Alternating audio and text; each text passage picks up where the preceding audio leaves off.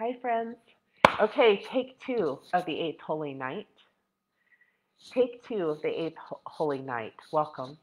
Um, I want to preface this holy night with saying this transcript with saying that last night's holy night of Venus going retrograde at 29 Leo was um, very familiar territory to me because I have very strong Venus in my chart.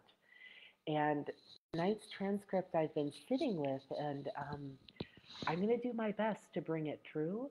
And I acknowledge that what Ellias is speaking about, this transcript is talking a lot about healing the masculine wound. And um, I don't have that experience in my body in the same way that I do the Venusian experience. So I'm going to do my best to bring it through as well as I possibly can. And I also want to preface um, the way that he's speaking about this Alpha Omega retrograde and the masculine wound with the fact that we all have masculine and feminine inside of us, whether you're whatever kind of genitals you're born with. We have masculine and feminine aspects within us, and so this applies to everyone, whether you're a man or woman. I've been gone all day. I was in ceremony, so my cats are really excited to see me, so they're playing in the background. Hopefully, they'll be helpful. Okay, so here we go. The eighth holy night. So, just literally, this holy night begins later in the day after the sun in Leo begins. So, just to give it context, and it's very shortly after. It's July 24th, 2023. So, it's very shortly after the Venusian retrograde, just to give it some context. So, here we go. So, this eighth holy night, and I'm beginning the transcript now. The new planet or planetoid or something, it has many names. It's called Chiron by almost everybody. I call it Alpha Omega. And this is Anne speaking. I'm just going to give a little context here. The reason why Ellias calls Chiron, which most is what most, it's a comet, and most astrologers call it Chiron. He calls it Alpha Omega because the planet spoke to him and said, I'm Alpha Omega. So I'm just going to give that context. Believe it or don't believe it, that's what I've been told. So I call it Alpha Omega. And that planetary body that many, many astrologers are fascinated by goes retrograde at the beginning of Leo in 19 degrees 56 minutes Aries, in 20 degrees of Aries. And the symbol for 20 degrees Aries is a large, empty courtyard. And this happens on July 24th, 2023. Okay, it's known to almost all of you that we've been discovering through science many, many small planets or small planetary bodies out beyond Pluto. I don't want to go into the technicalities of this, but there are so many of them and they are all connected to each other. They all have a lot in common, even though they're all so distinctive. And some of them are pretty strong influences that astrologers are concerned with in many different ways. But what they all have in common is that they are connected directly to the future. And Alpha Omega, Chiron, is the swing planet between the past and the future. So, Alpha Omega is the one that opens the doors for all the others. All the others are concerned with the future. Alpha Omega is concerned with the past and the future. And what is the past in this case? It's that of what I call the masculine wound. The centaur, the masculine wound. When everybody's talking about the wounded healer and this whole thing that everybody comes up with about this new planetary body. So context for those of you that don't know, Chiron is referred to as the wounded healer. Okay. With this new planetary body that was discovered in 1977, what they're actually describing is all about the past. They're describing the past half of it, which means that this new planetary body is received into a time when the past is king, queen, and in charge. And the only thing we can tell about it in astrology is that it carries the past. Of course, we don't realize that we're talking about the past. We think we're talking about something glorious and exciting. But that's the male wound, the masculine wound that has been essentially devouring the human soul. That supposed wound, a wounded healer, is a wound unto death. It's an extreme state.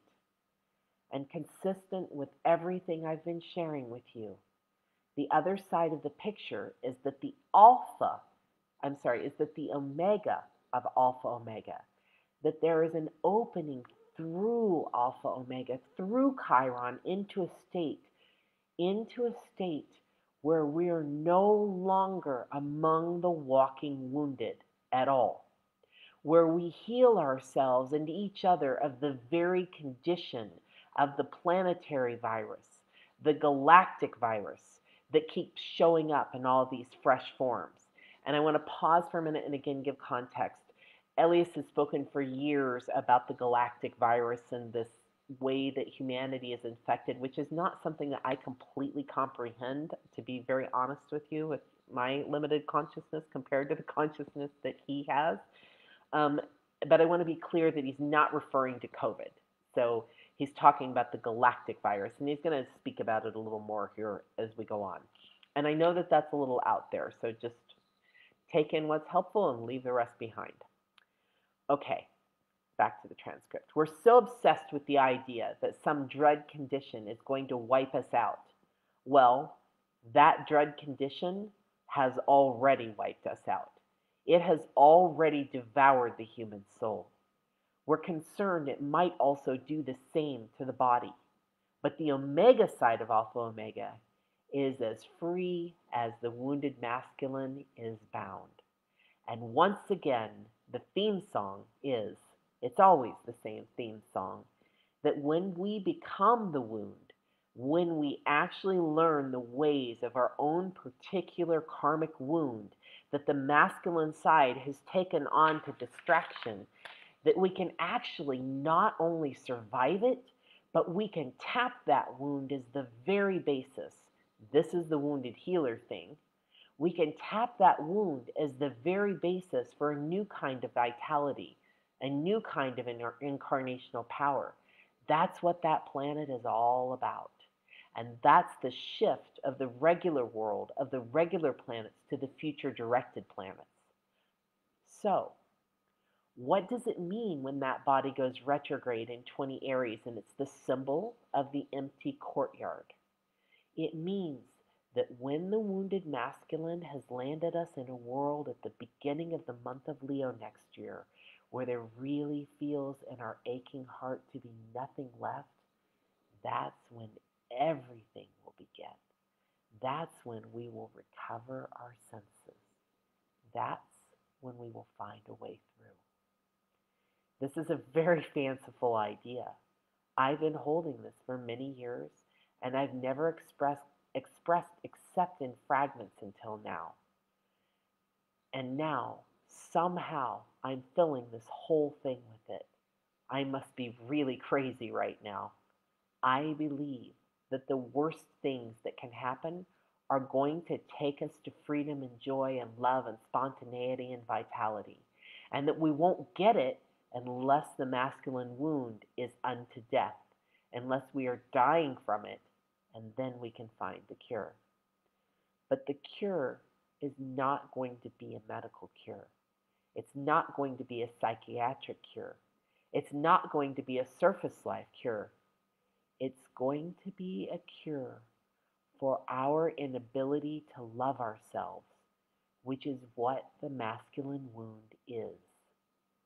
So I'm going to pause there because I think that this is the key, deep piece of this entire transcript, is this retrograde cycle. What Ellias is saying is it will help us to cure our masculine wound. It's going to be a cure for our inability to love ourselves, which is what the masculine wound is. So just take that in? I am taking that in. Like, what does that mean? That the masculine wound is our inability to love ourselves. We're going to have to find, people are always in their materialistic way, thinking that we can find a cure for cancer if we invest yet more into the most materialistic medicine the world has ever just seen, and just keep pouring tons of money into that, and then we'll have a cure for cancer. Well, no, it won't work. But we are going to find a cure for our soul wounds, and we're almost there. I wouldn't have been able to say these things until now because we didn't care. When we really, really got lost, which was in the year 2021, that was the bottom, actually. When we really, really got lost, we didn't care any longer. We didn't even know what we were missing.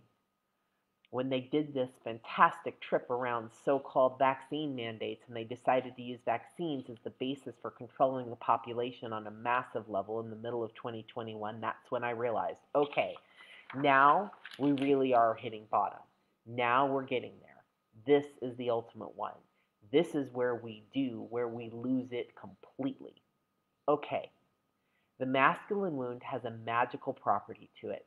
Some people, some astrologers who are always studying Chiron actually have been sensing into this, have been living into this to some extent. Here's what happens. The nature of the wound, when we get right down to it, is that we lost our ability to embody our soul in the physical. We lost our ability to embody our soul in the physical. We gained in the process our ability to take on all kinds of states that would substitute for being able to embody our soul in the physical. I'm going to read that again. The nature of the wound, when we get right down to it, is that we lost our ability to embody our soul in the physical. We gained in the process our ability to take on all kinds of states that would substitute for being able to embody our soul in the physical.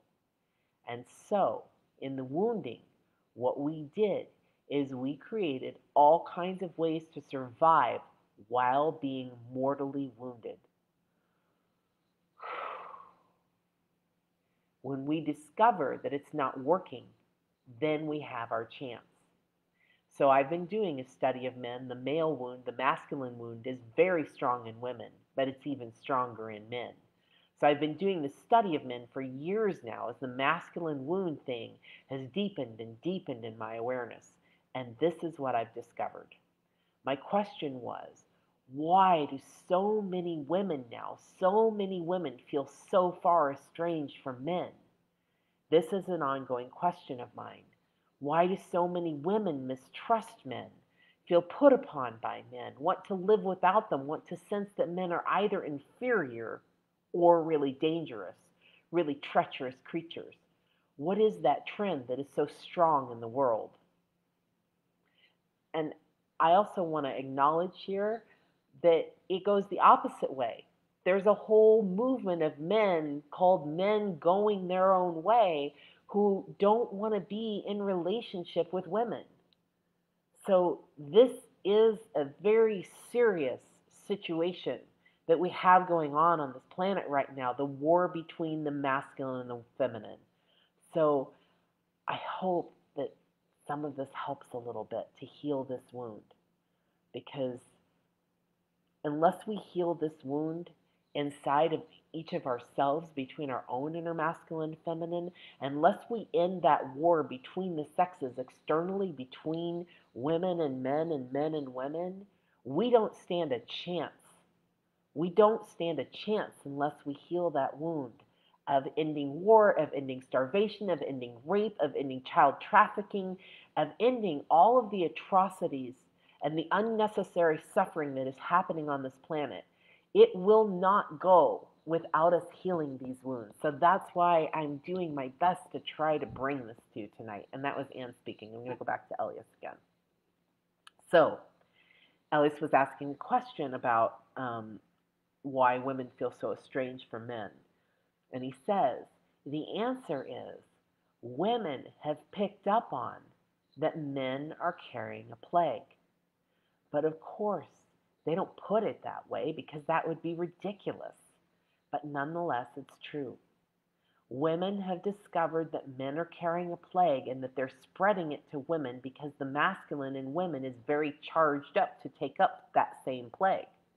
And so many, many, many women have begun to feel very paranoid around and very exclusionary toward men unconsciously because they're being dosed by men, not physically, but emotionally and energetically. So then my next question is, why do I know 20 women who have been wrestling with that whole thing that I just described, that whole phenomenon, and have come out with a very different take on the masculine from that alienation, from the masculine desire to flee from his grasp? Well, what those 20 women have said to me is that they just can't go any further in that direction, the direction of estrangement from the masculine, and that they have to find a way, and they are finding a way to appreciate, acknowledge, and be with and enjoy and make the best of the masculine in the world. Okay, each one of these women doing that in their own way. What does it all amount to? We're in a crisis, an emergency about the masculine. And the masculine has become the laughingstock of the world everywhere. Even though he's still in charge, even though he's still as macho as ever, even though he's still holding it together and gritting his teeth and making it happen, he still is now the laughingstock of the world because he's not learning. He's not growing. He's not changing. He's staying with this wounded state that he doesn't know what to do with or what to make of. I first understood this whole thing because I had this experience many, many, many, many times over, and it shocked me when I would work with a man almost invariably. Instead of him being this sort of macho person on top of the world or something, it would turn out that he was deeply disturbed and dissonant, that he was falling apart, that he was hypersensitized, that he was feeling like nothing made sense. I met this over and over and over again. This was the main thing I was meeting in men, and I went, what is going on here? Why is this happening? So I'm going to submit to you for your reflection that everything I'm describing is the surface reflection of something else. And I'm going to spend the next 10 minutes describing the something else. And if I can do that, I will feel that I have succeeded tonight in doing the impossible. Here we go. Okay. While all that's true, and all that's what's happening, and all that's the symptoms, that's not actually what's going on. That's just how it's presenting itself. That's its presenting dilemma, as I sometimes call it. Well, what's going on underneath? What does Chiron really represent? What does Alpha Omega really represent? What do the new planets move toward? What is the future all about? Okay.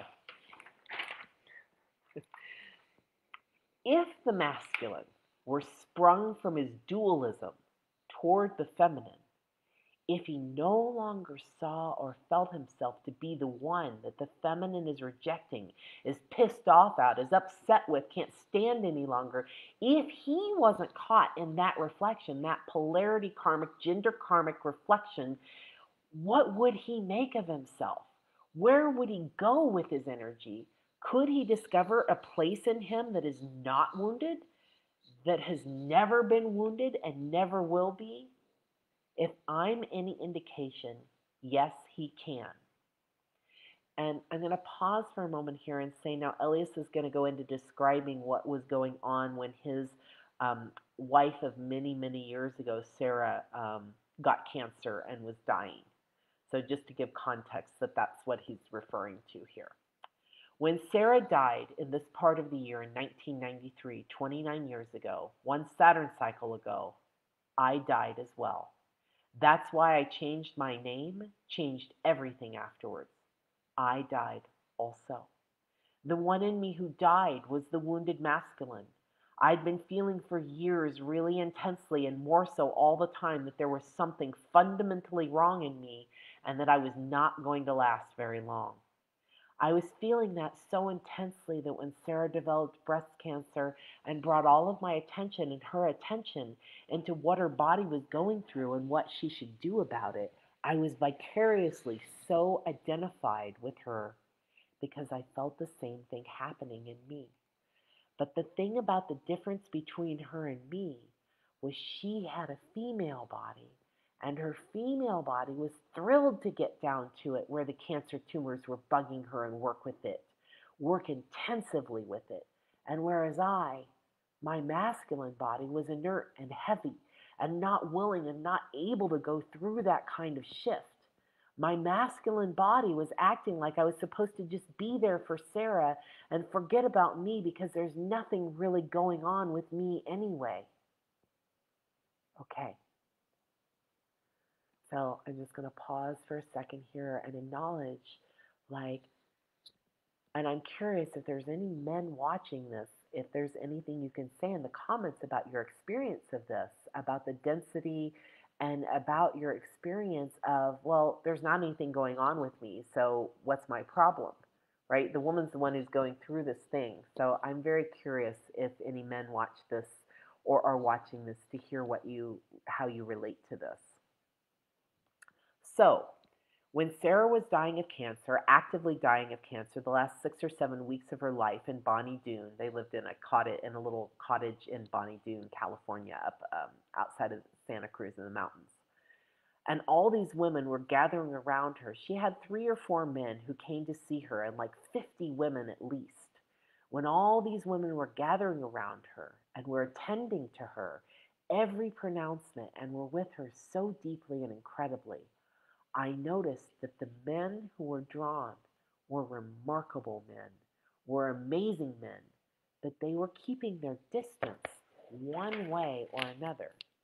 They couldn't quite join in with that fiery, immense sisterhood that was happening.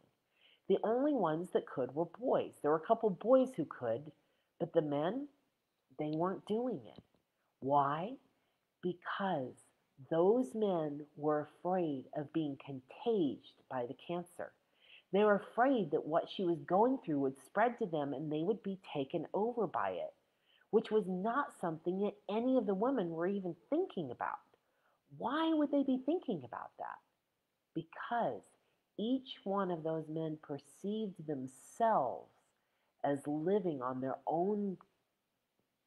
Each one of those men perceived themselves as living on their own, being self-responsible, having to do it all themselves, and so they better take care of themselves because they were easily going to go down with the ship. You know, anything could happen to them. They had to really watch it all the time. That's why almost nobody showed up, and they hardly showed up, the men. But I was dying of this condition that all the men were going through. I had an emotional body that couldn't bear it. I didn't want to live. And then when Sarah was dying of cancer and I experienced the frequency, the emotion, the energy, the whole thing of what that was doing, I realized that no, this is not what I am making it be in my own mind. This is so much more. This is infinitely more than that. Get out of your masculine head into your deep body and get what's happening and join her in it and stop fussing about yourself in this crazily cut off masculine way. So I did. I did. I did it completely and utterly. And so when I died, I was reborn as well. And I'm just going to pause here for a moment to share. I went through something similar this spring. I got pericarditis and I was hospitalized twice. And I was living with a man that I was in relationship with and been in relationship with for 2.5 years. And when I got sick, it triggered something so deep inside of him. And he did his utmost and he did his best to give to me, to show up for me, to nurture me, to care for me. But even though he was doing his best, he was so triggered. He was out of there. He was so out of there that he said to me, he didn't want to pick me up at the hospital because he had something else he needed to do. And he actually said to me that it was a burden to take care of me.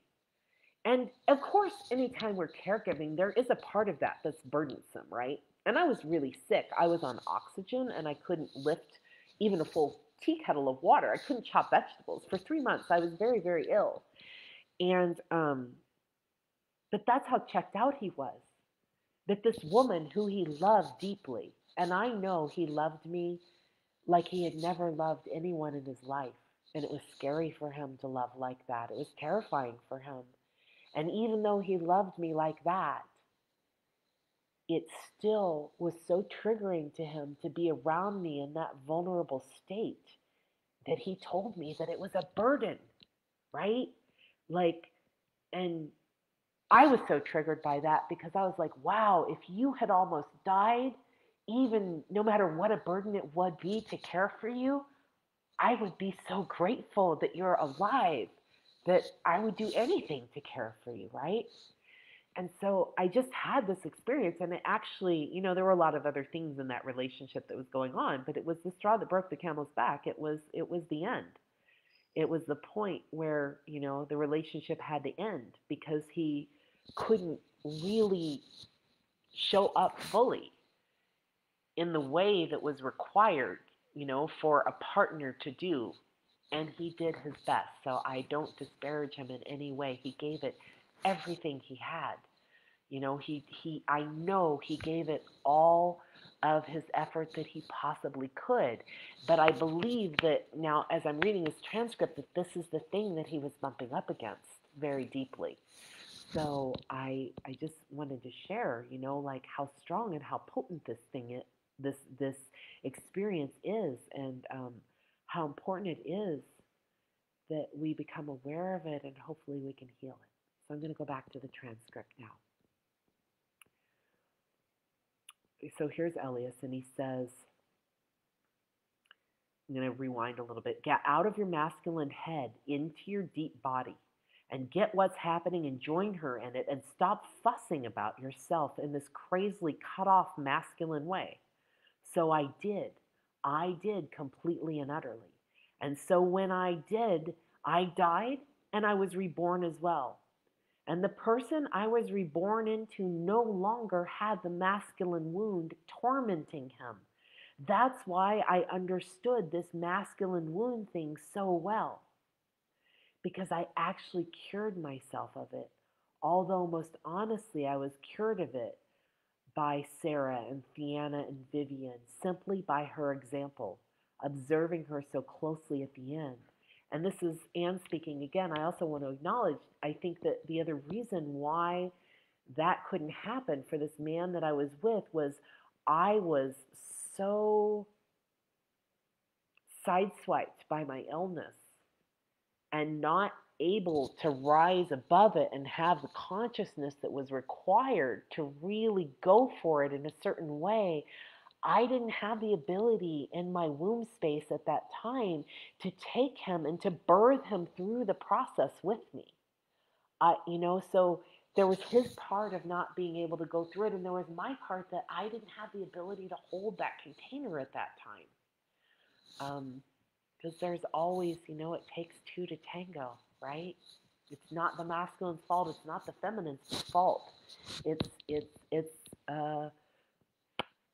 takes both to go through those things and to really do those things. And it took me a few months of getting well enough to be able to then lean into what I needed to lean into. When I was so acutely ill, I didn't have the capacity to lean into things, in the way that I did a few months later once I had a little bit of my strength back. Then I could lean into them, Okay, so here we go. Ellias is speaking again, and he says, some deep, deep, deep part of me that knew Sarah so well said to me inside, not in words, telepathically, said, if she can do this, I can do this. And if I can do this, we all can do this. And when I came back into my masculine body and she came into it as well, I knew for the first time in this body that I actually could do what I'm here to do, and it wasn't going to be something way in the future that never happens. There's something in the male of the species that has lost the key to everlasting life, and therefore is death phobic and doesn't know how to die and doesn't know how to be reborn. And that's actually the root of his wounds. That he can't let himself die and he can't let himself be reborn. And women are dying all the time and being reborn all the time. So this is what happens finally. And when he says that piece, he's talking about, when this happens in July. He says, I want to say that we all have a feminine soul. That feminine soul is engaged in preparing the fertile ground for all of us to recover our soul, our heart, our body, our being in the world. And that's what's going to happen, starting with this Venus retrograde and Leo thing that's happening next July. And if that isn't too much, everything I'm saying is too much. Of course it's too much. How can you believe me? How can anybody believe anybody in a male body? Well, it's all true. So that's the end of tonight's transcript, and I want to thank you all for joining me, and I really welcome and appreciate your comments, or if you'd rather private message me. I'm so curious how this all is landing for you. It's so much to sit here and to do my best to let this get embodied in me and to bring it to you. And so I would love to hear from anybody that wants to share. And I also want to take a moment and say I forgot to introduce myself tonight. Because this was take 2. My name's DeSutter. I'm a certified soul level astrologer. I did a 2.5-year training program with Mark Borax, who developed soul level astrology through the College of Visionaries and Wizards. And I've taken every advanced class that Mark has taught since then in 2015. And the transcript that I was sharing tonight is from Ellias Lonsdale, who was Mark Borax's teacher. He's my teacher's teacher. And he was the progenitor of an astrological system called Star Genesis. So I just want to acknowledge and thank Elias for this transcript, for his wizardry, for his sharing of the holy nights, and Mark Borax for teaching me and introducing me to this system of astrology. And I thank you all for being with me tonight, and tomorrow night we'll be entering the 9th holy night, which is Uranus going retrograde in 24 degrees Taurus. And at the same time that that's happening, Jupiter also changes direction, Venus changes direction, and Mercury changes direction. So at that time of the year, there's a lot happening, and we'll go into that more tomorrow night. Thank you so much. Oh, you're so welcome, Josie. Thank you. I'm so happy you've been here. I wish you, oh, thank you, Josie. I'm so happy. I was really struggling with how am I going to bring this masculine thing through me, right? Because I don't relate to it in the same way I do the Venusian one, but I did find a personal way to do it that was really vulnerable for me. So thank you. Have a lovely rest of your evening, and I look forward to being with you tomorrow. Happy Holy Night and Happy New Year.